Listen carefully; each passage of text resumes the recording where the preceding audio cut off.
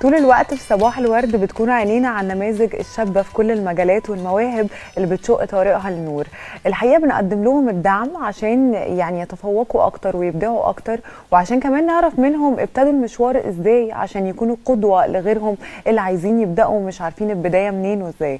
في فقرتنا النهاردة هنتكلم مع فنان شاب قدم بعض الأعمال الفنية الناجحة وبيجهز لحاجات تانية جديدة خلال الفترة اللي جاية، وخلونا نرحب بضيفنا الممثل الشاب فارس الفخراني. صباح الورد عليك يا فارس. صباح الورد، ايه الاخبار؟ عاملين ايه؟ كل سنه وانتم طيبين ومبسوط جدا بوجودي هنا النهارده. احنا اسعد يا فارس. قول لنا، هو موضوع الفخراني دي هل دي صله قرابه يعني الدكتور يحيى الفخراني ولا ده تشابه اسماء؟ لا خالص، هو الفكره كلها ان انا والدي الحقيقي متوفي الله يرحمه الله يرحمه، وزوج امي هو اللي كان على طول متولي يعني تربيتي من وانا صغير وكده، وهو اسمه محمد الفخراني.